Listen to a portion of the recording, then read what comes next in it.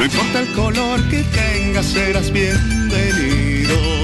No importa el color que veas, serás percibido. No importa si ya estuviste mucho tiempo a ciegas, lo que importa es que por fin estás aquí. Porque aquí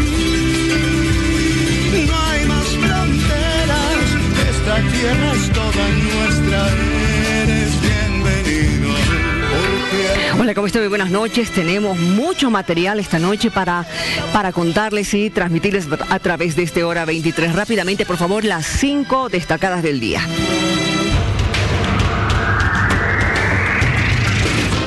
Si alguien tenía dudas sobre el carácter del anterior gobierno, el informe de la OEA es suficientemente claro. Aquí se pretendió manipular la voluntad del pueblo. El informe final de la auditoría de la OEA a las elecciones generales del 20 de octubre será utilizado como base investigativa de la Fiscalía dentro del proceso judicial que existe por presunto fraude electoral, por lo que se prevé recabar mayor información de los tribunales electorales departamentales. Además, se prevé la convocatoria de entre 10 a 15 funcionarios que tuvieron algún grado de responsabilidad en las labores en la jornada de votación. Que yo tengo que volver a Potosí, consultar a las instituciones y organizaciones, hacer un análisis coyuntural sobre este tema y en función a esa situación tomar una decisión institucional. El movimiento al socialismo ha primero establecido una estrategia para poner en tratamiento de la Asamblea una ley que es la ley para la vigencia de garantías constitucionales. Sin embargo, el MAS, al tener paralizado el tratamiento en el Senado, ha metido la ley. El día de ayer se ha tratado en la Comisión de Constitución y la Comisión de Constitución de la Cámara de Diputados ha rechazado el proyecto de ley. Como siempre, aquí para todos, de corazón, amigos, amigas, Bolivia siempre para adelante. Algo que nunca habíamos pensado en 14 años. Queridos amigos, como siempre, gracias por estar ahí.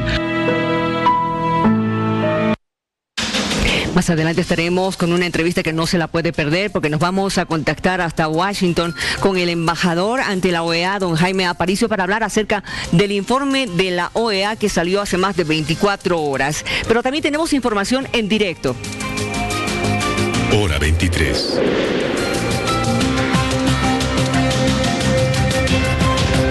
Estamos ya rápidamente contactándonos con nuestra compañera en Sucre, Marcela Zuleta. Muy buenas noches. ¿Cuál es la situación de Esteban Urquizo, por favor? Situación legal. ¿Cómo estás, Miriam? Muy buenas noches. Nos encontramos junto al abogado, el doctor Luis Ayllón, porque en la Sala Constitucional del Tribunal Departamental de Justicia, hace horas atrás, se ha determinado la detención preventiva para el gobernador de Chuquisaca, Esteban Urquizo.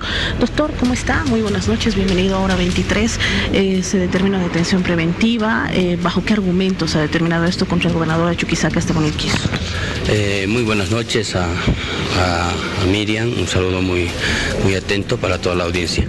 Bueno, lo que se ha determinado por el vocal de la Sala Penal Primera es que han existido suficientes elementos probatorios para presumir que ha sido autor por las denuncias que había hecho mi persona hace 2 semanas atrás, y al mismo tiempo se han incrementado los riesgos que había obviado la juez cautelar, que le había beneficiado en un primer momento con medidas sustitutivas, y ahora el vocal en apelación ha revocado esta decisión y finalmente el señor Esteban Urquizo tendrá que estar en la cárcel de San Roque para, en todo caso, esperar su juicio, porque toda vez de que mi persona ha emprendido este proceso de manera inicial con este delito. Esta vez se han tomado en cuenta los delitos que en un momento dado observó el Ministerio Público como ser lo que significa el tema del uso indebido de bienes, si no me equivoco, me corrige, doctor, y también el tema de lo que es el abandono de funciones.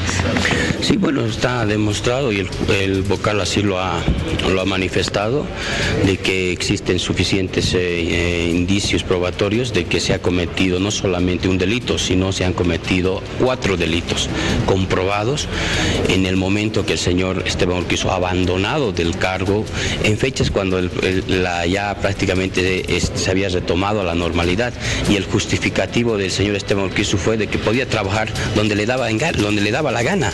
Se ha ausentado durante más de una semana y supuestamente ha querido justificar diciendo de que estaba gobernando con su familia en la casa de su suegro. Y eso es obviamente una arbitrariedad, es un abuso de poder, y lo que se ha hecho ahora es precisamente presumir la culpabilidad de lo que se le ha acusado. En la sala constitucional se ha escuchado al vocal Iván Sandoval de que había riesgos de obstaculización. ¿Esos son los argumentos para que se asuma esa determinación? Bueno, en realidad, si el señor Esteban Urquizu sigue caprichoso en su posición de no renunciar, nunca va a poder desvirtuar los riesgos de poder desvirtuar los riesgos de obstaculización, porque está claro que los testigos que ha ofrecido él, que son sus mismos funcionarios, se han contradecido. Lo mejor que puede hacer el señor Esteban Urquizu es renunciar irrevocablemente al cargo y someterse como cualquier llano, porque lo que se le viene encima es todavía más procesos y más juicios. ¿El gobernador debe renunciar a su cargo? No le queda otra, no tiene otro camino.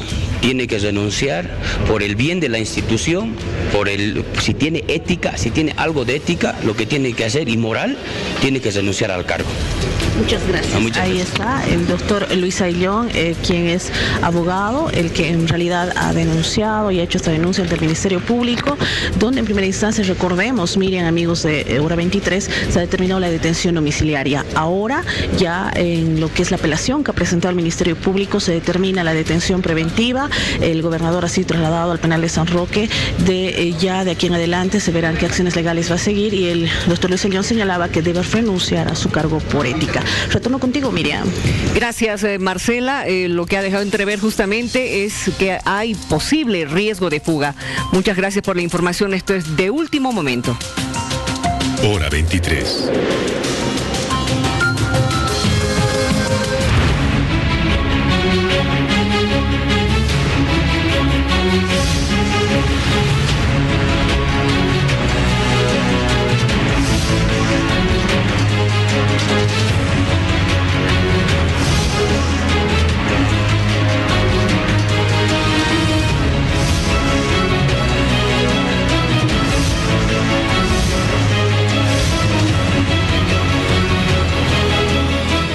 Estamos en contacto directo con el embajador boliviano ante la OEA, don Jaime Aparicio, para conocer de su voz. ¿Qué le ha parecido este informe, por favor, embajador? ¿Aló? Sí, lo escucho, embajador. Lo escucho. Sí. Ha sido el producto de un trabajo intenso de más de 39 técnicos en las distintas ramas del proceso electoral. Se ha hecho un estudio exhaustivo y la OEA es muy cuidadosa en emitir informes que no estén respaldados por documentos. O sea que ha sido, por un lado, muy sorprendente el resultado, por otro lado, triste porque acá se está comprobando, como lo dice la misma OEA, que ha habido una manipulación dolosa de los resultados de la elección. Y cuando se dice dolosa, se está hablando de dolo, que es la actividad destinada a cometer un delito, es decir, un fraude. Claramente encabeza este informe la idea de que se ha hecho deliberadamente actos que constituyen delitos electorales, que son de dos tipos, o sea, a dos niveles: en el nivel de recolección de actas y digitalización de actas, y luego en el nivel de electrónico, es decir, de la incorporación digital de esas actas. Entonces, a los dos niveles se han cometido irregularidades que constituyen, como lo dice el informe, delitos electorales. Y estamos ante una situación muy preocupante porque no sabemos realmente cuánto qué magnitud en términos de votos ha tenido este fraude, y por eso se ha imposibilitado, no hay la posibilidad de saber cuál ha sido el resultado de esta elección del 20 de octubre, que correctamente el Congreso la ha invalidado y la propia OEA a través de esta auditoría ha decidido que esta elección tiene que repetirse. Lo que usted dice es verdad en este informe, hablando acerca de la manipulación, que no permite, según lo que dice el informe de la OEA, no permite tener una certeza sobre el margen de victoria del candidato Morales sobre el candidato Mesa. Pero lo que sí es posible afirmar, lo vuelve a decir el informe, es que hubo una serie de operaciones dolosas encaminadas a alterar la voluntad expresada en las urnas. En concreto, el expresidente Morales habría ganado la elección, pero no en primera vuelta, ¿verdad?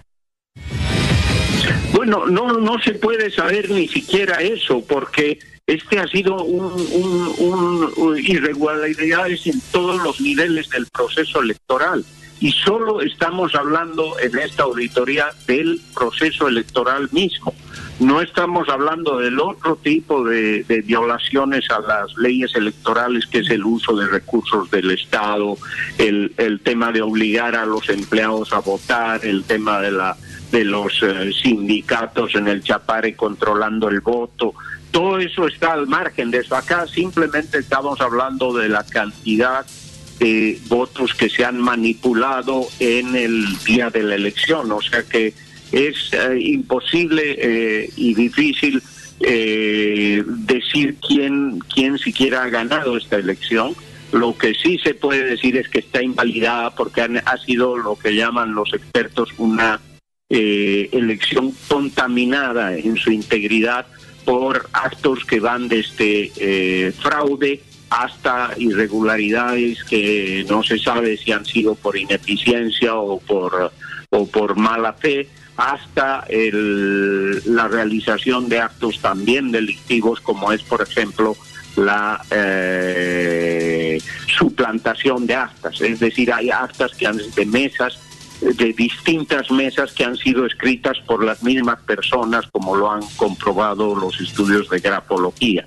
Entonces, a todos los niveles ha habido trampa, y por tanto esa elección es invalidada. El número de congresales que salieron elegidos del MAS no se puede comprobar cuántos ha tenido, porque esta corrupción del sistema electoral ha hecho imposible que se sepa cuál ha sido el resultado.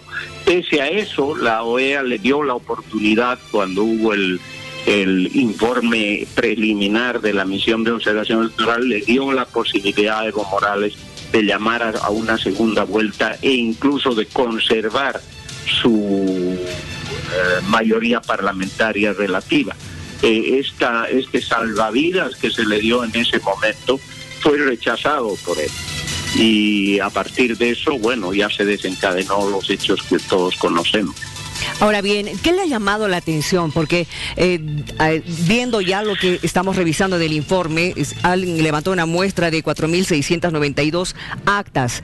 Se habla de que llegando al 95% del cómputo oficial, ese 5% restante para llegar al 100% es dudoso prácticamente. Se habla de que el código fuente ha sufrido varias alteraciones en diferentes fechas, irregularidades, lo que usted decía, en el llenado de las actas, pero también llama la atención la existencia de una máquina extra, de un servidor oculto, el saber de que quizás las personas que han manejado el cómputo, quien ha dado también el software, la aplicación, han estado manipulando los datos después de lo que ocurrió con lo del TREP.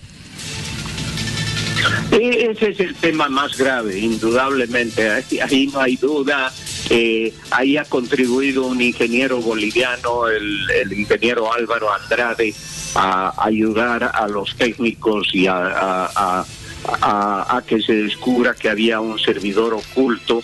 Y ese tema es muy grave porque un servidor no auditado con acceso al código fuente permite pues adulterar el ingreso de actas en forma desproporcionada y cambiar el resultado de una elección. Pero más allá de eso hay otro delito electoral que tal vez es el más grave, y es que quien tenía ese acceso a ese servidor, a los códigos y permisos de ese servidor clandestino o oculto, que además estaba conectado a la línea de Amazon, es un asesor. Supuestamente nadie sabe exactamente quién es, quién y de dónde salió este personaje, pero este asesor, imagínate, recibió una especie de carta blanca de la Corte del Tribunal Supremo Electoral, a excepción del juez Costas. El resto dieron una orden, una nota, para que este señor, este asesor, que no trabajaba ni en Neotec, ni en la empresa panameña, ni en el Tribunal Electoral, un personaje absolutamente ajeno al proceso electoral, es que esto es muy grave, tenga acceso a los 4 servidores, a los ocultos, a los que eran públicos, o sea, a los que se conocía. A todo este sistema tenía acceso esta persona, que es la que ha hecho la manipulación y ha digitado todo este ingreso durante la interrupción de las 24 horas. Exacto. Eso lo ha comprobado la OEA, y bueno, eso se tiene que aclarar tanto penalmente como en una investigación que tiene que venir, que cómo era posible que aparezca una persona ajena y tenga semejante ingreso a los códigos fuente y a los servidores. Exacto. Ese es un delito de marca mayor. Ahora, justamente, uno es ese, el asesor de los vocales, que realmente hay que saber quién es, cómo es que tenía carta blanca para manejar desde otro servidor y desde otra máquina los datos. Se ha sabido que van a llamar a declarar al gerente general de Neotec, Marcel Guzmán de Rojas. ¿Qué opinión tiene usted de esto? Bueno, ellos también tienen que aclarar muchas de estas cosas, es decir, respecto a los permisos, quiénes ingresaban, cómo ingresaban, y tienen que hacer como hizo la empresa panameña, aclarar cuál ha sido su rol en todo esto. Obviamente la responsabilidad mayor cae en el Tribunal Electoral, y el Tribunal Electoral dirá quiénes, además, que estaban por encima de ellos, los obligaron a cometer estos delitos tan graves. Entonces yo creo que acá se tienen que establecer claramente las responsabilidades de cada uno de los eventos que constituyen delitos, no suposiciones, sino delitos electorales penados por la ley y penados internacionalmente. Ahora, si alguna de esta gente estuviera en la embajada en México, por ejemplo, sería inaudito que se les considere como refugiados políticos a quienes han cometido crímenes electorales. Exacto. Gracias por haber conversado con nosotros, embajador. Realmente da para volver a leer este informe para que la gente también saque sus propias conclusiones. Muchas gracias y buenas noches. Gracias, encantado. Adiós. Vámonos a una pausa, por favor. Porque aquí los brazos también, porque aquí no hay más.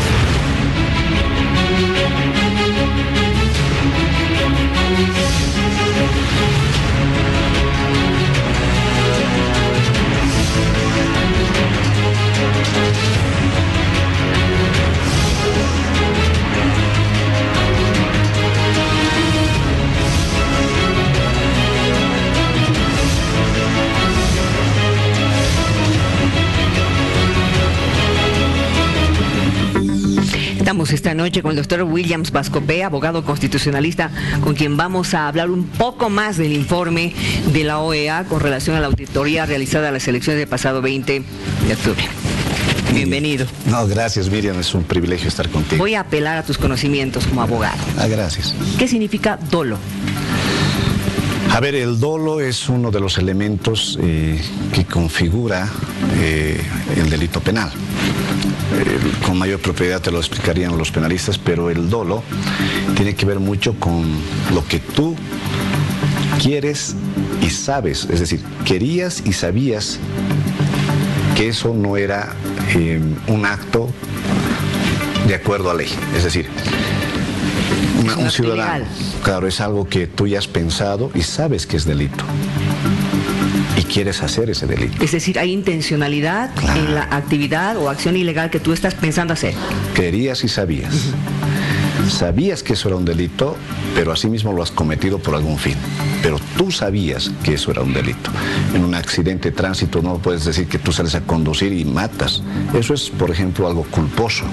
Sabes que el carro puede causar algún daño a una persona, pero tú no sales a conducir así, pero de ebrio lo haces, digamos, alguna vez, pero tampoco vas con la intención de matar a alguien.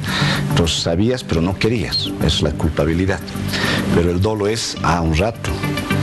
Querías y sabías. Sabías que eso es un delito y has querido hacer el delito y has causado ese daño. En realidad esa es la diferencia bien sutil entre el dolo y la culpabilidad. Interesante.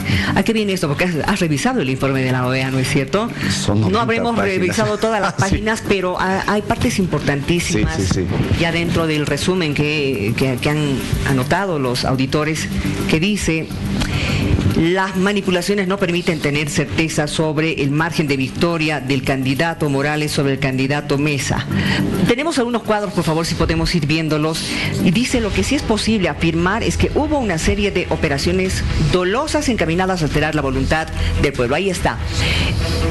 Los sistemas de transmisión de resultados electorales preliminares y de cómputo definitivo estuvieron viciados. Una de las observaciones.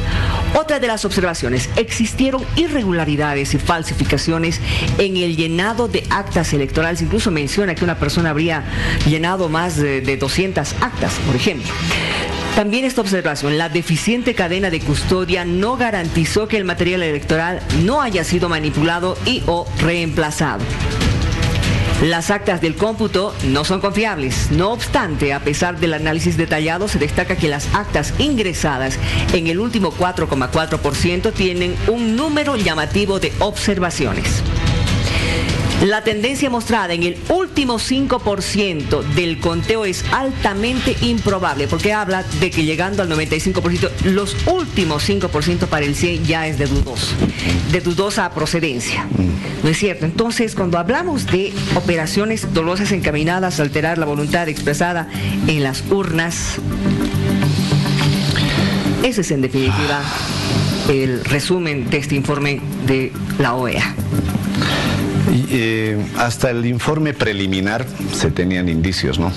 Posibilidades altamente probables de que se ha hecho el fraude, pero ya se tenía muchos indicios. Lo de ahora ya es una prueba contundente, el informe final de la OEA, que el mismo gobierno de Evo Morales llamó. Y el canciller firmó un acta de entendimiento para que tenga cierta vinculatoriedad y demás cosas. Sabemos eso, ¿no? Pero acá el informe de la OEA, ¿qué te dice? En dos partes. Primero, el tema material, que es la manipulación grosera de las actas. Ha sido mal manipulado, ¿no? Que además lo llenan en varios lugares, ¿no? Con la misma letra, ¿no? El que llena varios lugares del acta, falsificando la firma, ¿no?, de los jurados electorales. Y eso se ve en varias otras mesas. No el mismo que hace la misma letra con otro, sino que el que realiza ese conteo ya había introducido un acta favoreciendo a el candidato de Evo Morales. Evo Morales, en realidad, con esta manipulación de actas, ¿no? En ese sentido, se tiene comprobado de que ha habido una suerte de haber dejado tan frágil el tema de que no existan jurados electorales que revisen o estén ahí, cómo los llenaron, o es que si en algún momento de trasladar cambiaron, ¿no?, las actas, ¿sí? Es decir, agarran, porque están los jurados electorales, no creo que todos se hayan prestado a llenar. Lo que ocurre acá, y eso hay que investigar, Miriam, es de que seguramente el sobre lo sacan y lo cambian, ¿no es cierto? Es decir, y ese es donde está la misma letra, con las firmas falsificadas. Eso ya habían preparado con anterioridad. Entonces hay una manipulación. Y eso es, obviamente, un abogado penalista te va a decir que eso es falsificación de documento público, uso de material, claro, es en informe, es en delitos electorales, ¿no? Incluso de que material que se mandó al exterior no habría sido llenado y que no fue destruido como debió ser. Claro, el uso de instrumento falsificado, ¿no es cierto? Son varios tipos penales ordinarios del ámbito penal, pero en estos son manipulación de actas, está en la ley electoral. Pero el otro punto, este es el material, el otro punto es el más alarmante. El informático. Es el informático. Y eso es terrible, porque sí, tú te has sorprendido, creo que todos nos hemos sorprendido con esto. Porque el informático te muestran de, ¿qué te dice la OEA? Agarra del universo del 100%, te agarra un 13.5%, es decir, 4.600 actas aproximadamente. Sí. Las analiza estas 692. ¿No? Y son de 47 municipios, diferentes municipios, sí. Y de otros recintos, que los agarran al azar supuestamente, ¿no? Y empiezan a analizarlo. Entonces, de estos 4.692 actas, hay 38.000 votos. ¿Sí? 38.001 votos. Sí. ¿Sí?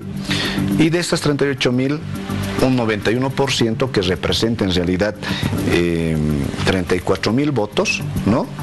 Es los que se manipulan, o sea, son votos que favorecen al movimiento al socialismo, que son manipulados. Suficiente cifra para llegar al 10% que necesitaba lo mínimo para ganar en primera vuelta. De un universo de 100%, sacan a la muestra el 13% y se demuestra esto. Esto ya es suficiente como para poder ver que ha habido fraude. Solamente estamos hablando de un 13.5%. Imagínate si sacamos un 30%. Ahora, evidente, ha habido fraude para que el MAS gane a la fuerza en primera vuelta. Pero según lo que esto dice, es posible que si haya ganado, es posible, pero no en primera vuelta. Lo que yo creo del informe que nos lanza es que no haya ganado en primera vuelta posiblemente. Porque dice claro, ¿no? El informe, a ver, las manipulaciones no permiten tener certeza sobre el margen de victoria del candidato Morales sobre el candidato Mesa. Solamente está ahí.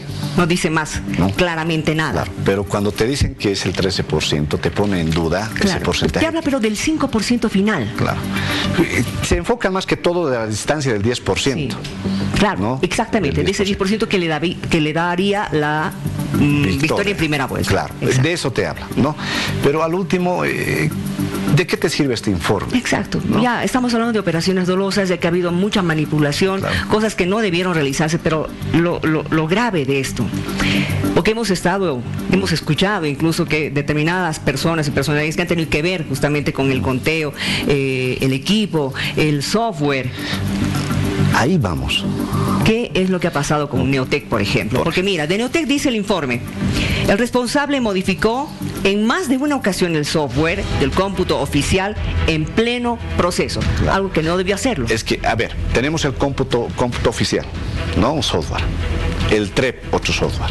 Disparan de varios lugares de los municipios, el sistema agarra y empieza a contabilizarse. Lo que nos dice la OEA, y los informáticos seguramente nos van a ilustrar muy bien, es que alguien intercepta todo esto, ¿no? Y hay un tercer servidor que es ajeno al Tribunal Supremo Electoral, ajeno al equipo de los vocales, ¿no? Que no se sabe quién es. Sí, ajeno a los protocolos que se tenían y que empieza a manipular. Por eso se cae el sistema a las 8:15, el conteo. Y aparece después, 24 horas o 22 horas después, milagrosamente Evo Morales ya con una distancia del 10. Durante todo ese tiempo se han dedicado a manipular el sistema informático. Este software que no estaba en los protocolos electorales. El que se cuelga a la red Amazon, ¿no? Sí, y ahí viene la pregunta, Miriam. ¿Era tan frágil violar esto? Parece que sí. ¿Había cómplices? Obviamente. Quienes estaban encargados de garantizar la transparencia, la probidad y la seguridad de este proceso electoral eran los vocales electorales, nacionales y departamentales, y el equipo que tenían. Claro, porque 24 horas después se ha demostrado la fragilidad del sistema. Han ingresado ingenieros a revisar y ver qué es lo que estaba pasando. Porque era impensable que Evo Morales iba a ganar pues con una mayoría parlamentaria y con 10%. Yo lo dije, no sé si viste alguna vez, se hizo viral un video que subieron de mi persona y muchos creo que vaticinaron eso. si Evo Morales gana con el 10%, eso es fraude clavado, lo dije hace tiempo. Ahora, ¿no? ¿habrá jugado un papel importante la empresa Ethical Hacking? Tendrían que explicar, ¿no? Porque es el que hace la auditoría. Ajá. Y ya da los primeros indicios indicando de que ellos no estaban de acuerdo y había muchas cosas con lo del TREP y el sistema de cómputo oficial. Pero acá, Miriam, ¿qué hay que hablar? Los penalistas te dirían el intercrímenes, es decir, el tránsito desde cómo recorrió el crimen. ¿Ah? ¿Quién ideó esto? Alguien lo pensó esto, ¿no? El que maquinó, el que contrató las personas, planificaron y ejecutaron y lo consumaron. ¿No es cierto? Entonces, en todo este proceso de ¿quiénes dieron las órdenes en este obvio, caso? Es alguien que ideó. Eso está arriba, eso está en el nivel de Evo Morales y García Linera. A mí nadie me saca la idea de que ahí está metido la gente de Evo Morales y García Linera, y desde esos sectores bizarros del poder político de ese entonces se ha ideado esto. ¿Y con qué dinero? ¿No? Porque habrá que ver quiénes han financiado. Porque estos expertos que te manipulan, que aparece este software, no lo hace un militante del MAS o de la cúpula, es alguien que sabe, porque tal vez es un militante, pero ahora uno bueno, y que obviamente eso no es gratis, Miriam, ¿no? Ahora bien, a este tema, Miriam, aparte de los delitos electorales, 250 millones aproximadamente nos hemos rifado en un fraude. Porque ahora te dicen los masistas, pero no es fraude, por favor.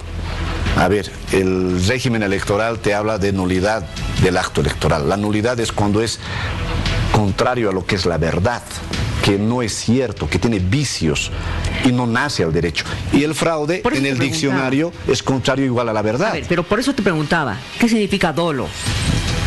Por eso. ¿Y qué significa fraude? Claro, ellos sabían que manipular era un delito, pero querían manipular.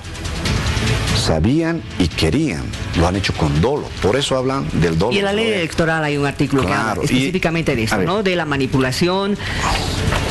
La ley del régimen electoral, si no me equivoco. ¿No? Exacto. ¿Qué te dice este artículo? Manipulación informática, y este es un delito, y está penado de 1 a 5 años. Exacto. ¿Sí? También tienes alteración y ocultación de resultados, que es cuando se cae el sistema y todo eso, ¿no es cierto? Que hay que ver. Alteración o modificación del padrón electoral, que eso es lo que ha ocurrido en el cómputo final. ¿Ah? Beneficio en función del cargo, porque a alguien se ha beneficiado. ¿Quién era el beneficiado con esto? Evo Morales. ¿Quién se ha prestado con esto? Los vocales.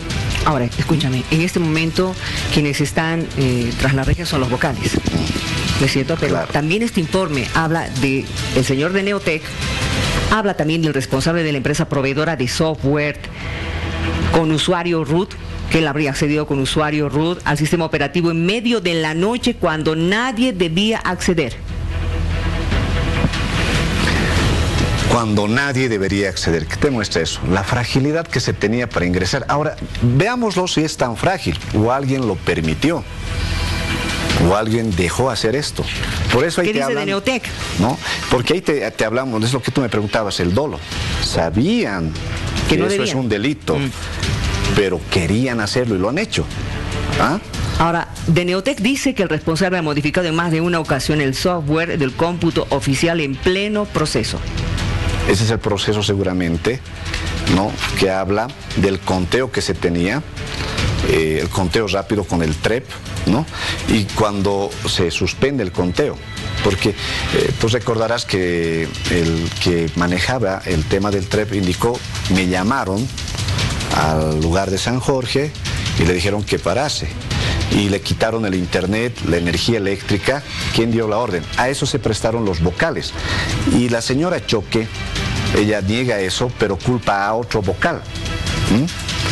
Es decir, los vocales estaban metidos hace tiempo con esto. Justamente de lo que tú dices, el proveedor de la aplicación no quiso trabajar en San Jorge y lo hizo en otro lugar sin supervisión, cosa que también no estuvo legal. Claro. Y además que eso muestra que había una suerte ya de planificación de esto. Tú recordarás, Miriam, que este su ciudadano que ahora cayó es Ildefonso Mamani. que era el grafitero del MAS, ¿no? El grafitero del MAS que hacía campaña para el señor Cejas de vocal electoral. Es el que dice, no se va a mover absolutamente de nada de los resultados. Esto está consagrado y esos son los resultados. Así enfáticamente lo dijo. Estaba Cristina Choc y todos los vocales, ¿no? Porque tenían la confianza de que eso ya se había consolidado con todo esto que ha pasado, ¿no? Ellos sabían que se venía esto. Ellos han dejado su función de garantes del órgano electoral de transparencia. Y obviamente no vamos a tomarlo como negligencia, sino es como complicidad de estos ciudadanos, ¿no es cierto? Resulta también grave el hecho de que hayan querido ocultar la existencia de una máquina extra, ¿no es cierto? Una Linux que estaba trabajando con el sistema de la red Amazon, ¿no es cierto?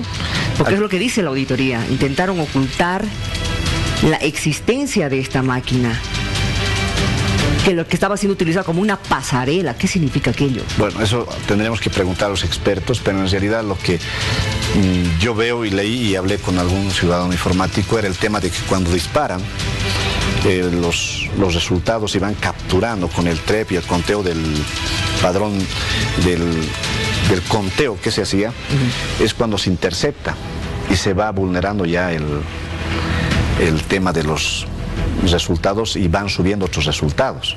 O sea, en términos más sencillos, ¿no? Sería muy ilustrativo que un ingeniero informático nos dé mayor ilustración, pero es ese tránsito. Ahora, miren, la grosería en todo esto es que lo han realizado. Y la pregunta es, ¿será la primera vez? Porque yo le soy bien sincero, esta legislatura no debería tener 2/3. Ya venía golpeado Evo Morales de sus escándalos de corrupción anteriormente, ¿ah? Y yo creo que habría que investigar, pero más atrás. Sin embargo, ahora hay que concentrarse en esto, ¿no? Exactamente. En realidad, pacifiquemos el país, vamos a nuevas elecciones. Exactamente. Pero que caigan los culpables que han hecho esta aberración insultante, esta canallada al país, porque no es fácil. Nuestro país es altamente democrático, pero no lo podemos minar para que el ciudadano diga, ¿para qué voy a ir a votar si después me hacen fraude? Además, que esto sirva para que en las próximas elecciones no se cometan semejantes barbaridades. Empezar realmente a depurar el padrón electoral. Creo que es para comenzar, ¿no? El padrón electoral. Y segundo, decirles a nuestros políticos que no se aventuren a hacer estas barbaridades, porque miren, un liderazgo supuestamente fuerte ha caído por la rebeldía de todo un país. Claro, hay gente que estaba apoyando y demás cosas, pero fueron los menos. Si no, Evo Morales estaría todavía acá. Y esto es un mensaje a cualquier político, sea de izquierda, sea de derecha, que no se aventure a desafiar al pueblo. Nuestro país es altamente rebelde, demasiado apasionado a momentos. Y esto obviamente es una elección. Porque al último, ¿qué quiebras, Miriam? La confianza del país. Obvio, la confianza. Totalmente. A ver, cuando hablemos en términos tan coloquiales nuestros, cuando tú enamoras con una persona, amas a una persona, y te ocurre que te pone pues en esa pasión que le tienes la infidelidad, y le pescas una carta, una foto, lo ves con otra persona, ¿no? Claro. No, y te desilusionas, te desamoras y sufres, ¿no? Y sufres por el engaño. Puedes superarlo, sí, va a costar. Lo mismo el tema electoral. El romance político que tenía Evo Morales lo terminó con esto. Podía haber pasado a la historia como un gran hombre que dejaba la presidencia con los logros que se tenía, más allá, digamos, de sus casos de corrupción que han ocurrido, pero se han empecinado en hacer este fraude. Te estaban robando el voto. Ahora, a ti, al ciudadano. El informe no habla de fraude, habla sí de acciones dolosas. ¿Perdón? El informe no habla de fraude, habla de acciones dolosas. Claro, las acciones dolosas. Exacto. ¿No? Acciones dolosas porque sabían que esto podía ser nulo, pero asimismo lo han hecho. En nuestra legislación hablan del acto electoral nulo, ¿sí? No hablan del fraude. Pero lo nulo, te decía, es algo contrario a la verdad, que nace con vicios y que no puede ser aceptado por el mundo del derecho para decir esto es lo que se respeta. Bien. El fraude es lo contrario igual a la verdad. O sea, la gente del movimiento socialismo, que no nos vengan a decir sus eufemismos de decir no hay fraude, no, un momentito. Es lo mismo que te dijeron, pero el referéndum no lo hemos tocado, el 160 sigue vigente, pero el derecho humano de Evo Morales está por encima del derecho de todos los bolivianos y se han ido a la reelección. A esto se han ido, ¿me entiendes? Entonces, esto nos tiene que servir de una lección, o sea, una lección a todos los bolivianos que nunca más nos confrontemos a palos, a piedras y hasta bala entre bolivianos. Los caídos de un lado, los caídos de otro lado, no merece tener la muerte presente y la sangre de ningún boliviano, peor por la silla presidencial. Lo más grande que un político podría hacer es dar un paso al costado sin ver causar sufrimiento, porque ahí se ve la grandeza de un líder. Yo por lo menos condeno lo que ha ocurrido, me solidarizo con la gente que ha pasado, que ha muerto en Montero, que ha muerto en Secatá, y condeno el acto criminal y cobarde de Evo Morales y García Linares y varios de sus fanáticos, y no la de la gente sana del MAS, que hay muchos que creen en la democracia. No hay que generalizar, pero hay gente perversa que ha usado ese instrumento político y lo ha llevado a esta catástrofe de llamar a un odio racial entre el campo y la ciudad. Nunca más, Miriam, nunca más lleguemos a esto. Ojalá. Gracias por haber venido. No, gracias a ti, Miriam, y veamos la viabilidad de unas nuevas elecciones transparentes y que el pueblo decida y que el victorioso tome con humildad la victoria y el derrotado obviamente lo haga con dignidad. Y todo se arregla en la mesa de diálogo. Cedes, negocias, concedes. Esa es la política. Exacto. Y nada de intolerancia. Nada de intolerancia. Basta de intolerancia y de posiciones intransigentes. Los brazos también, porque aquí no hay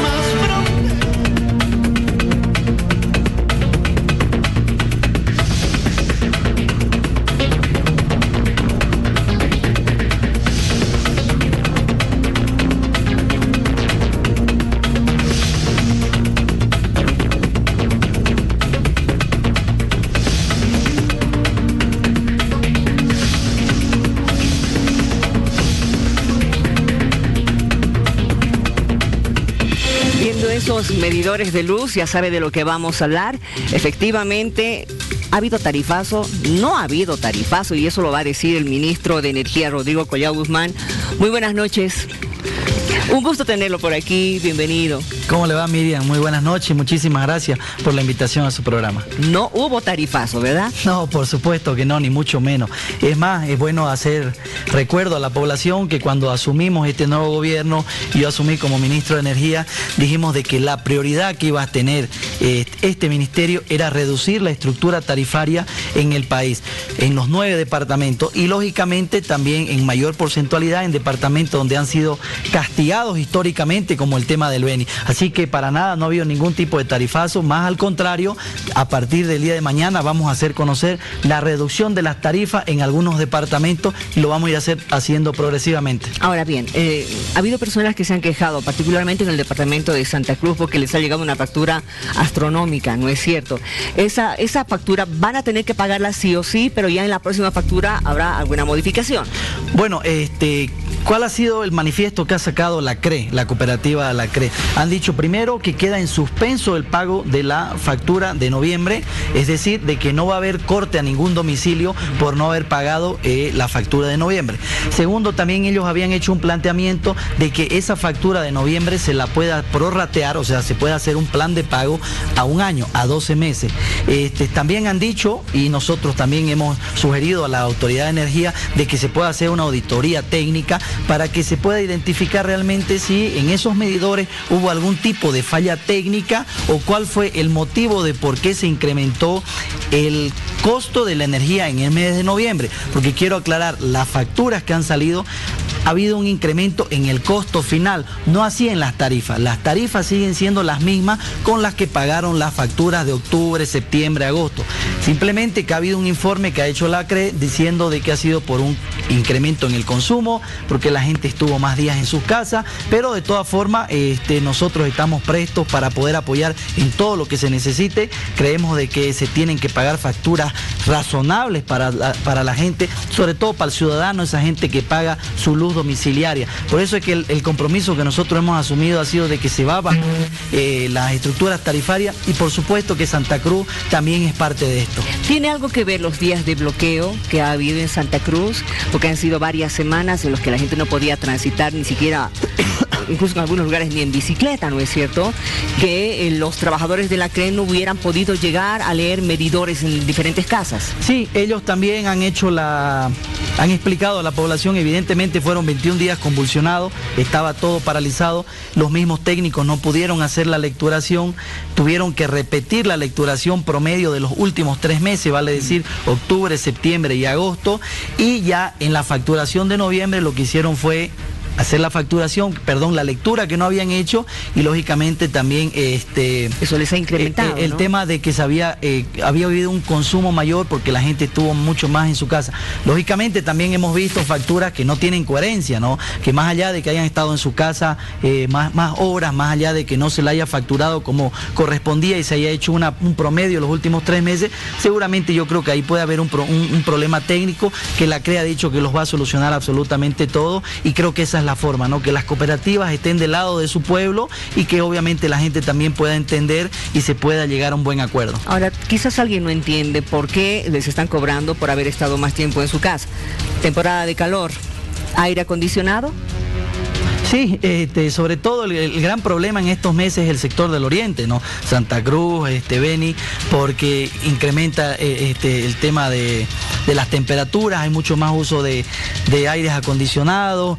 La gente pasó más tiempo en su casa por el tema de convulsión, pero yo lo que quiero es manifestar primero la predisposición que existe de la CRE para solucionarlo, la predisposición que existe del Ministerio y de la Autoridad de Energía para poder hacer las auditorías que se necesiten para identificar cuál ha sido el problema, pero sobre todo la gente lo que tiene que tener claro es que este ministerio va a cumplir a cabalidad con lo que dijo cuando asumimos las oficinas. Vamos a tener tarifas mucho más bajas y las vamos a empezar a anunciar desde el día de mañana. Eso es una buena noticia porque evidentemente, bueno, si bien en el oriente digamos que se les incrementan las facturas en esta época del año por el calor, en la parte altiplánica, en los valles, se aumenta en la época de invierno, ¿no es cierto? Entonces yo creo que el equilibrio tiene que ser para todos los departamentos, ¿verdad? No, sí, la disminución tarifaria va a ser absolutamente para todos los departamentos, pero también hemos precisado de que hay departamentos donde el costo tarifario era casi el doble o el triple en algunos casos, y uno de esos era el departamento del Beni. Por eso es que yo manifestaba, hay una demanda histórica, nosotros tenemos que darle solución al tema energético, no solamente con que sea tarifas más baratas, sino que también tengamos sostenibilidad para que podamos generar industrias, para que podamos generar comercio. ¿Cuáles son las críticas que se ha tenido durante estos últimos años? Personas que se animan a arriesgar, a invertir, resultan que después de 2 o 3 meses se dan cuenta que están trabajando para pagar la luz. Entonces esas son cosas que tenemos que ir solucionándolas, y uno de los primeros mensajes que vamos a dar va a ser la reducción de las tarifas en el país y por supuesto en el departamento del Beni. Ahora, evidentemente, una cosa es la factura de la casa, ¿no? Domiciliaria, y otra la de la fábrica. Sí, por supuesto, hay categorías diferentes. Yo le voy a poner un ejemplo. Están las categorías domiciliaria, comercial, industrial, general, y resulta que en todas las categorías el departamento del Beni es el que tiene el costo por kilowatt mucho más alto. Pero, entonces, ¿cómo podemos apostar para que podamos desarrollarlo? No hay forma. ¿A qué se debe aquello? ¿A qué se debe? De que nunca hubo voluntad política de parte del gobierno. Nosotros, bueno, y hubo gente que estuvo bien movilizada en este tema, hicieron las exigencias correspondientes. ¿Cuál es el gran problema?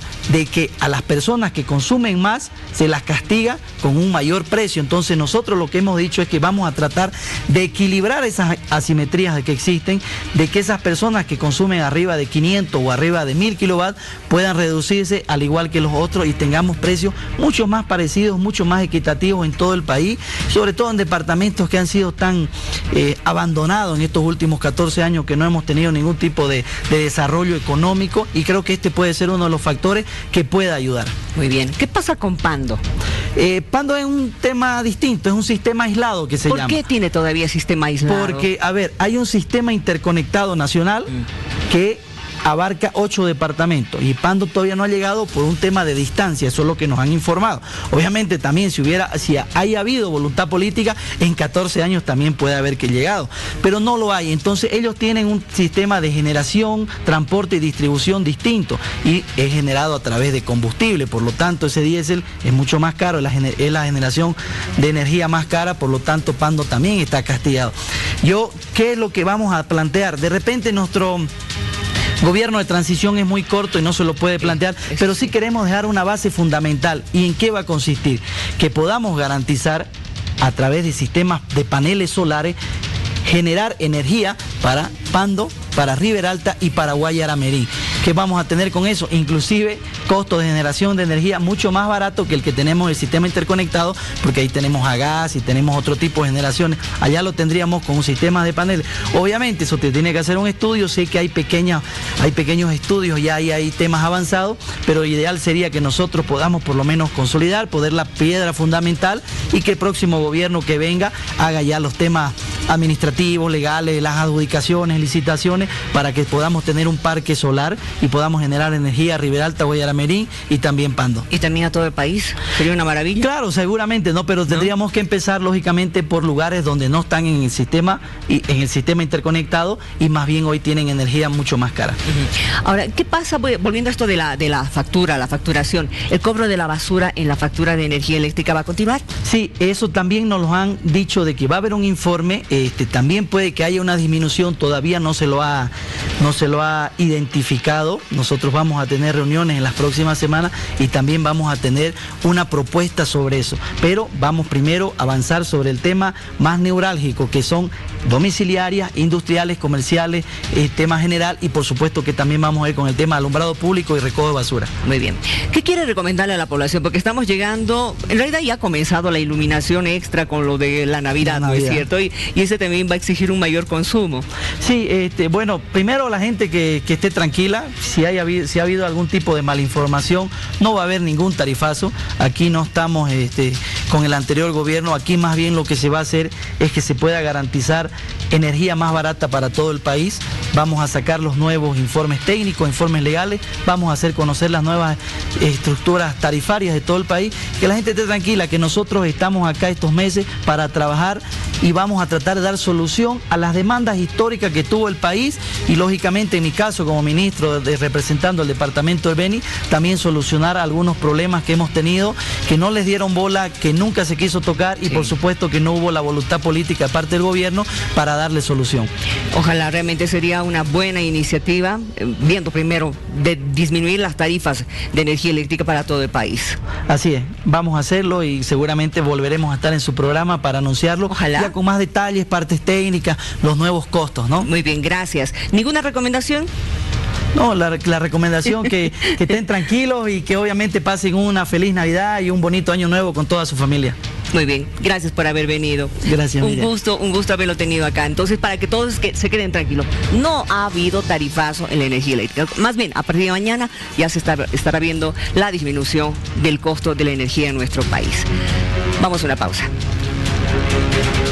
Porque aquí el alma está abierta, porque aquí los brazos también, porque aquí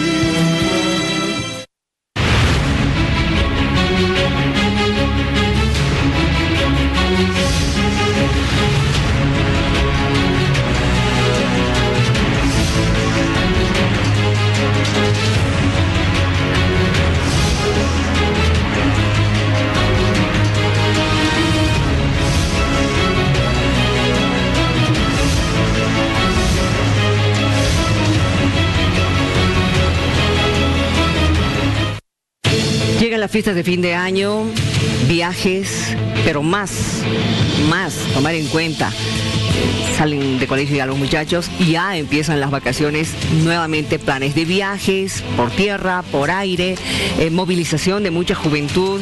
¿Qué pasa con la seguridad? Se ha lanzado recientemente el proyecto Libertad, del que nos va a hablar en este momento el director general de Trata y Tráfico del Ministerio de Gobierno, Teniente Coronel José Luis Alarcón. Bienvenido. Un gusto. También estamos con la capitana Gaby Coca. ¿Cómo está? Un gusto siempre verlos. Gracias. Un gusto verla.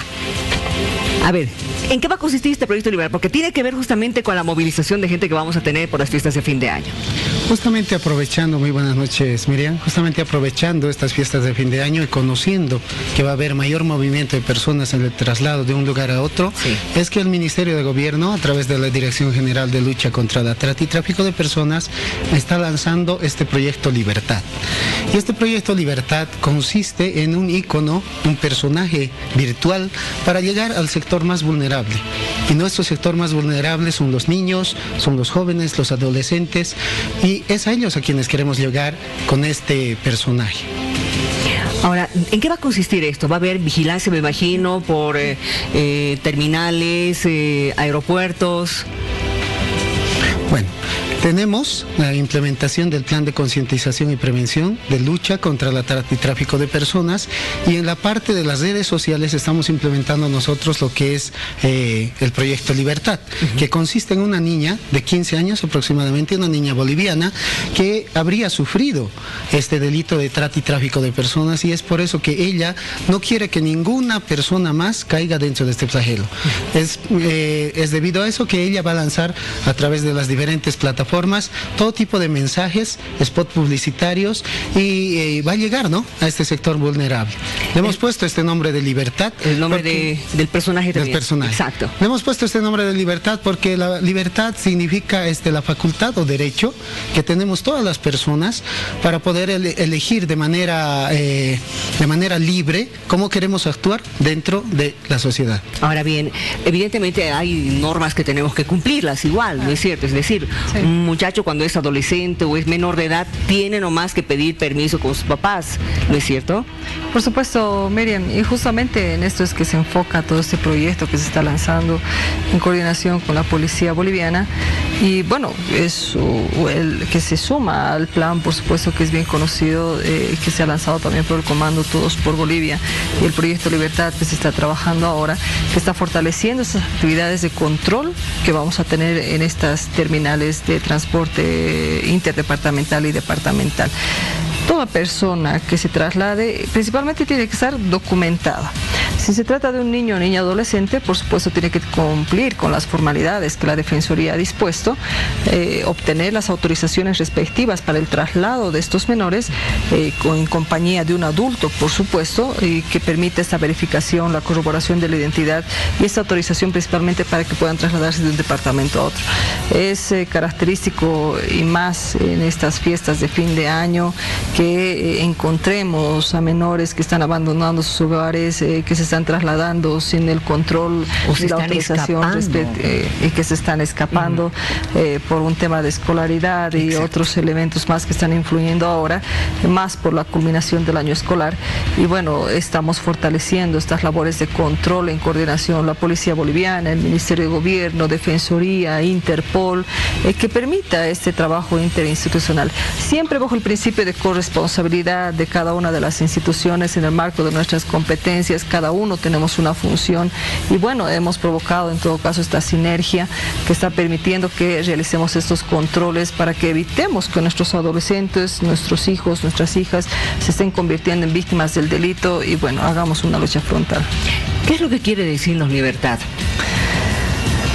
Cuando yo he visto Libertad, inicialmente me da una sensación de carisma, una sensación de confianza, una sensación del mismo término que se utiliza porque es constitucional.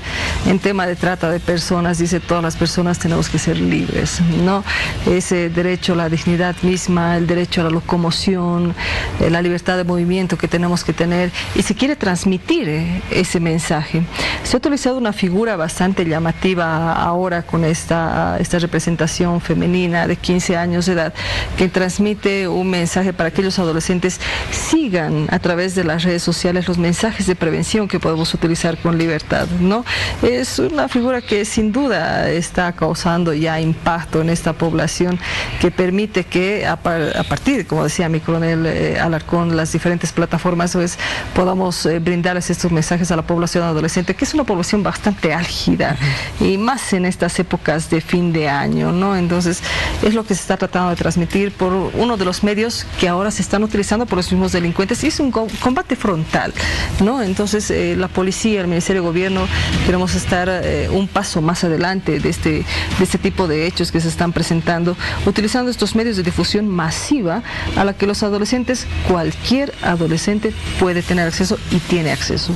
Entonces utilizamos la mejor vía, ¿no? Para que les llegue esta información, ellos también se puedan convertir en parte de este proceso de seguridad ciudadana, más bien, porque es un proceso dentro de esta lucha, y bueno, queremos hacerlos parte, porque la seguridad ciudadana empieza de uno mismo.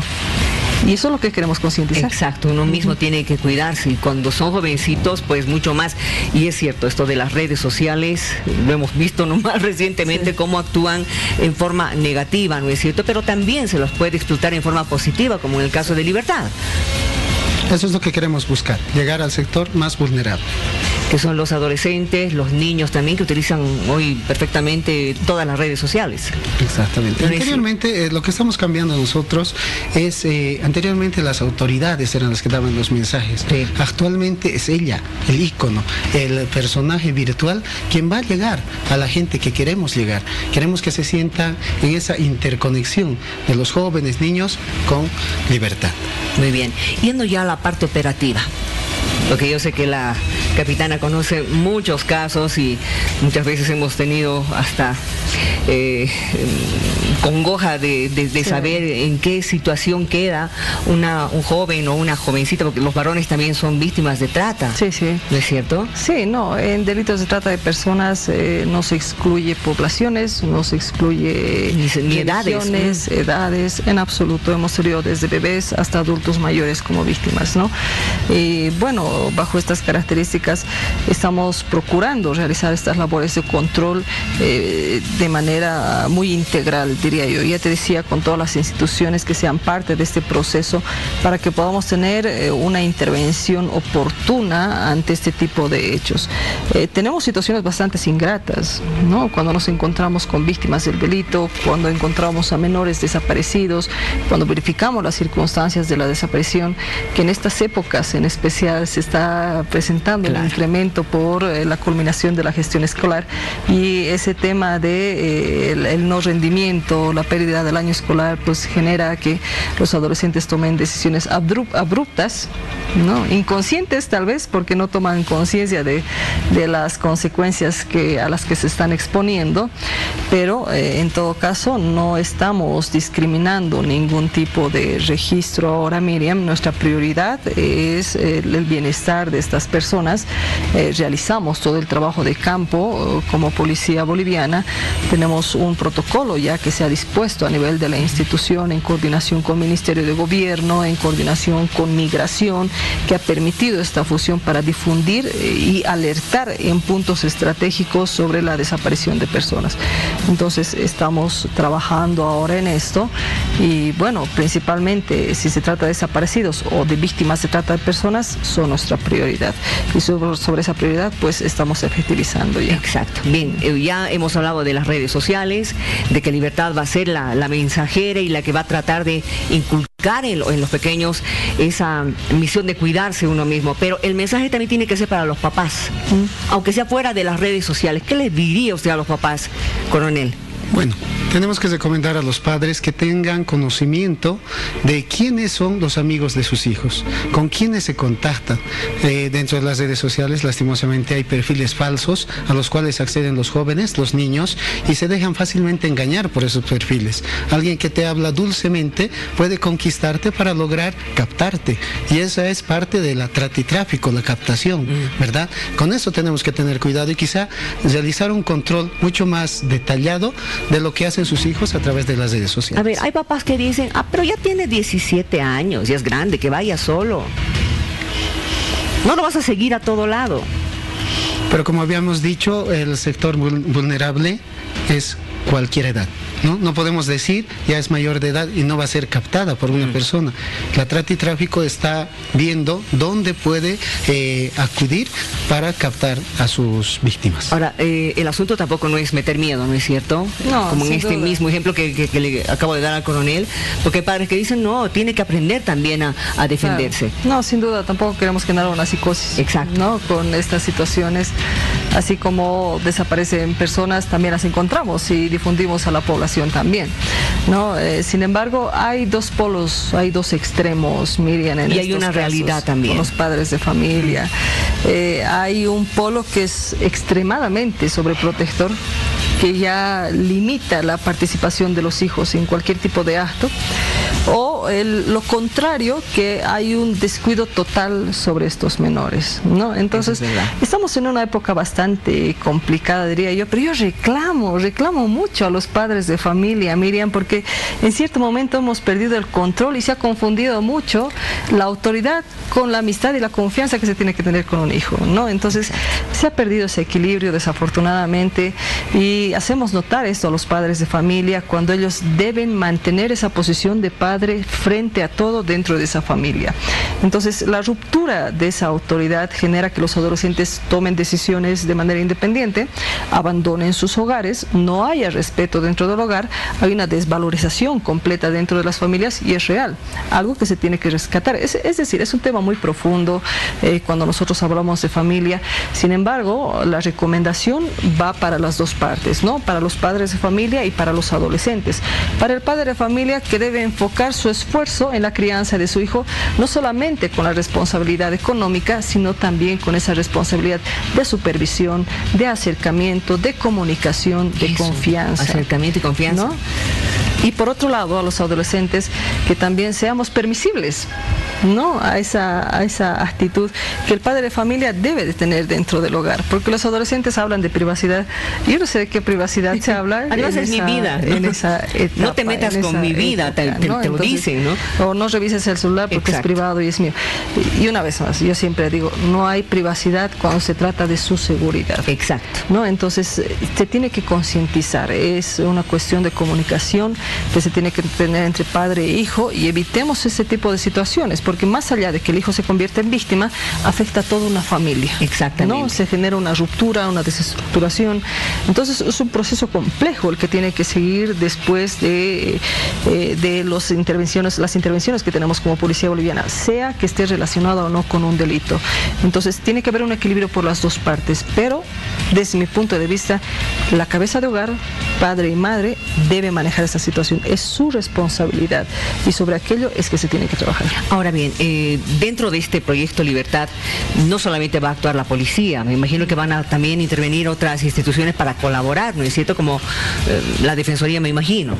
¿Quiénes más? ¿Qué otras instituciones? Es un proyecto integral que quiere que interinstitucionalmente trabajemos. Estamos trabajando, hemos comenzado por las terminales terrestres, donde está participando la Policía Boliviana, está participando la Defensoría de la Niñez, también estaba presente la Defensoría del Pueblo. Incluso la administración de la terminal nos permite realizar ciertas actividades libremente en la terminal para que no tengamos ningún tipo de obstáculos. Es un trabajo coordinado en forma interinstitucional. Muy bien, gracias por haber venido, coronel, y realmente mucho éxito con este trabajo, y el trabajo realmente lo tenemos que hacer absolutamente todos. ¿No es cierto? No solo las redes sociales, también los medios. A ver, vamos a cerrar esta entrevista mostrándoles este vídeo preparado para que vayamos conociendo a Libertad.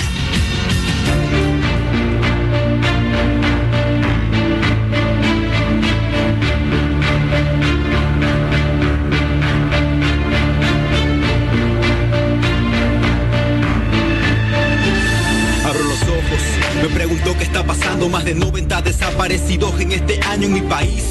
y está todo va alarmando. Y lo peor es que las cifras siguen aumentando. Estoy cansado de ver cómo sufren personas inocentes que no tienen nada que ver. Y la verdad que eso sí que me duele, porque me da una impotencia y no sé qué más puedo hacer. Por eso canto, alzo la voz y me levanto para generar conciencia de lo que estamos pasando. Es triste ver que cada vez esto sigue aumentando y la realidad de que ya se nos escapa de las manos. De la noche a la mañana, como si nada, cada vez desaparecen más personas inocentes. Para los afectados es una vida que se pierde, pero para casi todo otra noticia de la tele. Pero dime qué pasara si mañana despertaras golpeado y amordazado sin tener culpa de nada. Si por la madrugada a tus padres le llamaran pidiendo una recompensa porque si no te mataran. Sé que suena cruel, pero la verdad es peor, porque aquí la realidad supera la ficción. Y aunque duele aceptarlo, de esto ya nadie está a salvo. La mejor forma de evitarlo es la prevención. Y diles no voy a caer en eso porque mi vida no tiene precio, solo yo decido cuál es mi camino. Nadie cortará mi sala, no ser un desaparecido. Y dile no voy a caer en eso porque mi vida no tiene precio y pido a Dios fortaleza y esperanza para todos mis hermanos que están desaparecidos. Es la hora de crear conciencia de lo que estamos pasando y sobre todo entre todos cuidarnos para poder llegar a un mañana sanos y salvos. Voy a ser sincero para que sepan que no es un juego. Mientras me están escuchando hay familias que están sufriendo porque sus seres queridos desaparecieron y llorando cada noche piden volver a verlo sin pelos en la lengua porque no queda de otra. Voy a hablarles claro para que quede en su memoria. Estaba para la adolescencia y la juventud ahora, los que tienen el poder para cambiar la historia. Chicos que son de mi edad, que no le hacen mal a nadie, solo quieren divertirse, lo sé, pero deben de pensar que no todos piensan igual, que en el mundo hay mucha maldad. Y también a veces quien dice que es tu amigo es el que te clava la daga, que la droga es una adicción que no puedes controlarla, que a la larga las malas amistades salen caras. Y quien dice que te quiere nunca te maltrata. Pero el mayor problema es que no vemos el peligro, aunque está ahí nos acecha, no hacemos malentendido porque en nuestro criterio minimizamos los riesgos, tachando de anticuado a quien quiere que nos cuidemos. Y ahora en las redes sociales hay un peligro muy grande, hacen falsas amistades con falsas identidades y luego desaparecen en encuentros informales, que es el más inteligente y no caer en esos planes. Y si notas algo raro, no te quedes callado, aunque te mueras de miedo, tenés que denunciarlo, porque aunque duele aceptarlo, de esto ya nadie está a salvo y la mejor forma de evitarlo es entre todos cuidarnos. Diles no voy a caer en eso porque mi vida no tiene precio, solo yo decido cuál es mi camino. Nadie cortará mi sala, no ser un desaparecido. Y dile no voy a caer en eso porque mi vida no tiene precio y pido a Dios fortaleza y esperanza para todos mis hermanos que están desaparecidos. No voy a caer en eso porque mi vida no tiene precio, solo yo decido cuál es mi camino. Nadie cortará mi sala, no ser un desaparecido. Y dile no voy a caer en eso porque mi vida no tiene precio y pido a Dios fortaleza y esperanza para todos mis hermanos que están desaparecidos. Una vez más, Jay Zoe. Estamos justamente con el cantautor de esta canción, género urbano, rap. Bienvenido, ¿cómo estás?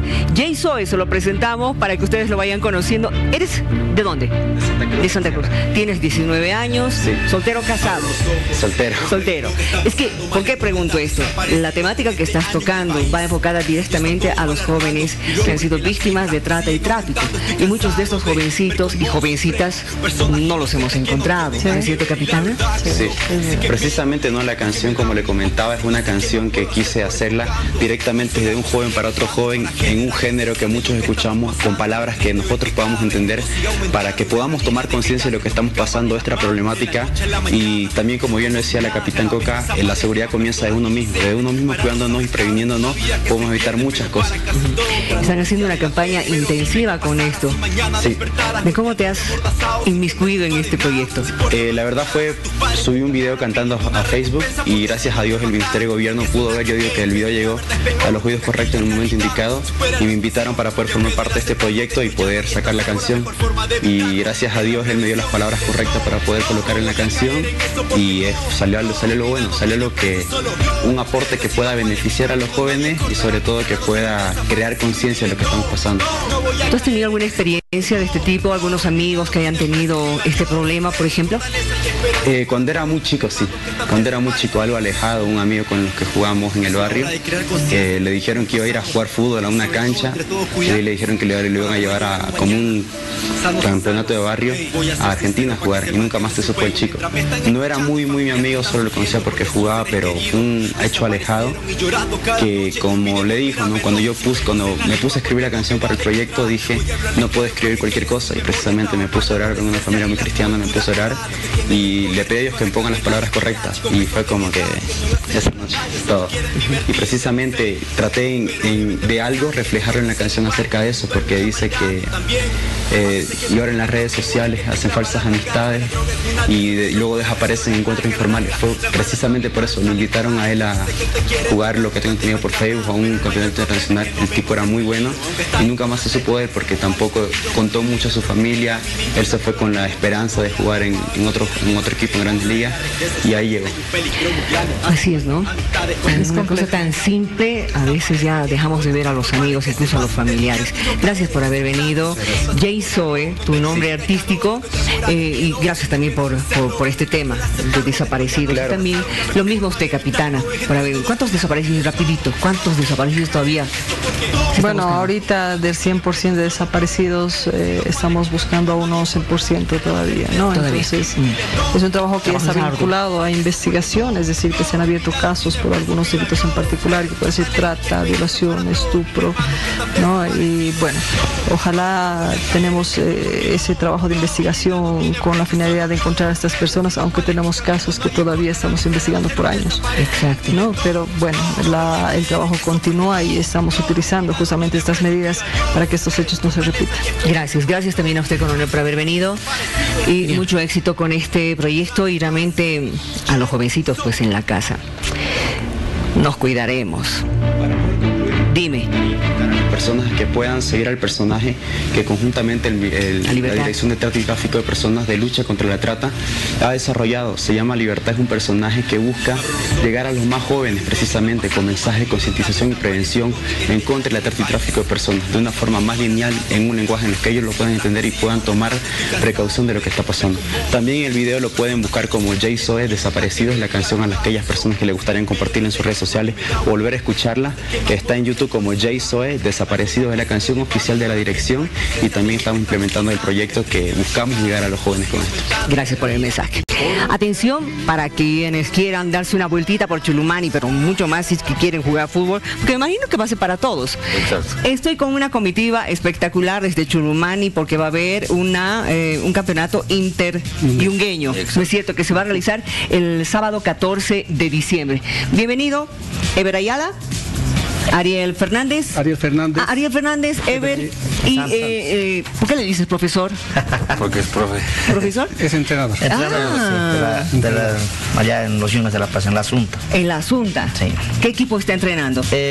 Bueno, estamos mucho tiempo trabajando en diferentes categorías, pero hoy venimos sobre todo a invitar a toda la población de La Paz y el Alto, a los otros departamentos. Los Yungas siempre se ha caracterizado por tener el fútbol en el corazón, en el alma. Creo que la primera actividad que se hace en los Yungas, en los más de 500,000 de habitantes, porque son 4 provincias que participan, está Inquisibi, Caranavi, está Nor Yungas y Sud Yungas. Y creo que los mejores jugadores que han salido de los Yungas, la historia lo dice, los hermanos Castillo, que en paz descanse nuestro hermano Ramiro Castillo, sí. Iván, Leonel Morales, Augusto Andaveris, ahora que está Jusino, y hoy que tenemos también Darwin Peralta, que está en Fati, que está un equipo para ascender a la liga. Y nosotros tenemos las divisiones inferiores desde los 5 años, la categoría Mosquito, 6, 7, qué bonito. En todas las poblaciones, ¿no? Y hemos incursionado también en lo que es el fútbol femenino, que para muchos lugares es un tabú. En ese sentido, queremos invitar a todos los entrenadores de los equipos profesionales de acá de La Paz, a la gente, sobre todo a las empresas privadas, que puedan apoyarles, dar un impulso, porque es una beta sobre todo deportiva, también turística, ¿por qué no decir? Porque los Yungas tienen muchos atractivos en tema de fauna y flora, y creo hasta 3 horas para poder visitar allá en Chulumani. Ahora bien, esto no es para equipos profesionales. No, para nada. El mundial lo denominamos así, mundial de los yungueños, porque es netamente de puro yungueños. ¿no? Está el norte, Inquisibi, está Caranavi, el Inquisibi, sur y norte. Equivale a decir, pues hay 4 municipios que han sido fundadores de este interyungueño, que viene siendo Coripata, Coroico, Chulumani y Irupana, ¿no? Por el cual, bueno, pues queremos agradecer a nuestros también dirigentes, exdirigentes, fundadores, porque el interyungueño ya tiene 33 años de vida. Entonces está ahí don Javier Salgueiro de Irupana, es Rigoberto Ayala del municipio de Chulumani, es Docel de Coroico y el señor Meneses de Coripata. Ellos han dado pues este inicio a nivel dirigencial, y hoy por hoy estamos pues nosotros dispuestos a seguir trabajando en beneficio de nuestra juventud y niñez, ¿no? Porque hemos lanzado nuestros campeonatos en infanto juvenil, categoría damas también, que hemos disfrutado el campeonato allá en Trinidad Pampa. El actual campeón es Chulumani, de la sub-17 viene siendo Irupana, y ahora hoy por hoy queremos invitar a nivel nacional e internacional para que también vengan a ver, a disfrutar este gran campeonato que siempre nosotros llevamos acá en el corazón, y por lo tanto como dirigentes estamos pues hoy por hoy visitándote a este prestigioso canal para que el 14 de diciembre vengan a presenciar los mejores partidos del interior. Ahora, son solamente para varones. Esta vez, este campeonato es para varones. Exacto. ¿No es cierto? ¿Dónde tienen que inscribirse? ¿Qué tienen que hacer para una empresa, por ejemplo, si quiere anotar a sus jugadores? Este es un campeonato interyungueño de fútbol, el cual el presidente de la idea dijo que se empezó con categorías inferiores, desde la sub-5 hasta la sub-17, y luego se prosiguió con damas, y también tenemos categoría ascenso. Ahora, para finalizar esta gestión, ya culminamos con la categoría honores, el cual había una previa eliminatoria, y ahora están los 12 mejores equipos, van a ir a la sede que es Chulumani. Mi persona es de Chulumani, somos parte del comité organizador de la Asociación de Deportes Chulumani, el cual esta visita lo hacemos para invitar a toda la población paseña, nacional, regional, que vengan a Chulumani. Está solamente 3 horas de viaje de aquí de la ciudad, en el cual tenemos muchos atractivos turísticos, también brindamos todo el servicio hotelero, la actividad culinaria, los platos yungueños que se van a servir allá, las bebidas yungueñas, el yungueñito que está ahí. Con juguito de naranja. Con juguito de naranja, y las piscinas naturales, ecológicas, que también tenemos en nuestra región, Miriam. Qué bien, me alegra mucho saber que ya tienen allá 12 equipos que van a disputar este interyungueño, que me dices es un campeonato mundial para ustedes. Necesito, ¿algún futbolista reconocido va a estar entre ellos? No creo. Están en pleno ajetreo ahorita los de la liga. Eso es lo bueno del yungueño, que se muere por jugar por su tierra, porque mayormente cuando los equipos llegan a las finales, en el caso de la gestión pasada, por ejemplo, fue Pinedo, que estaba jugando en Real Potosí, y bueno, creo que este interyungueño se va a alargar hasta el mes de enero, y creo que los equipos también entran en vacaciones, en un deceso, los 14 equipos profesionales. ¿Por qué lo decimos el mundial? Porque jugamos, diremos, Chulumani versus Irupana, La Asunta versus Coripata, Palos Blancos versus Caranavi, ahí ese es 12, y todos los jugadores, por ejemplo, Gustavo Goiz de Lira, que ha sido un arquero de La Paz Fútbol Club, que ha estado también en la selección boliviana, es de Caranavi. Entonces los jugadores van a jugar allá, y hay muchos 12, ¿no? Tenemos un buen nivel, lo que siempre hemos pedido, ¿no? Yo personalmente invito a su persona, a los camarógrafos que nos puedan visitar, nos puedan hacer una nota, porque quien les habla, que estamos acá, lo hacemos a donores. Acá nadie gana un peso, no es como en el fútbol profesional. Invitamos a la Federación Boliviana de Fútbol, a la Asociación de Fútbol de La Paz, para que puedan mirar sus ojos, y los entrenadores, para que puedan traer esos talentos, ¿no? De chicos de 15, 16, 17 años, que nos hace falta, porque a nivel internacional nuestra representación no está tan bien. Entonces queremos avanzar, vuelvo a recalcar, es el mundial, porque todos los estadios son llenos, la gente va porque le gusta el fútbol, y siempre pues con nuestra saya, ¿no? Con la saya más de por medio, y la comida deliciosa. Gracias por haber venido, y realmente la invitación es para que todos participemos en este campeonato interyungueño de fútbol que se va a realizar el próximo sábado, el 14 de diciembre. Gracias por haber estado con nosotros. Sí, nuevamente, Miriam, hacerte la invitación. Esperamos contar con tu presencia en la inauguración, que es el sábado 14. ¿A qué hora va a ser? Empieza a las 12 del mediodía los partidos, pero la inauguración es 4 de la tarde. Te das tiempito para poder llegar, y allá vas a ir a disfrutar del clima con toda comida y los juguitos también. Muy bien, muchas gracias y gracias también a ustedes por haber estado con nosotros. Nos despedimos, que le vaya muy bien, buen descanso. No importa el color que tengas, serás bienvenido. No importa el color que veas, serás percibido. No importa si ya estuviste mucho tiempo a ciegas. Lo que importa es que por fin estás aquí. Porque aquí no hay más fronteras. Esta tierra es toda nuestra.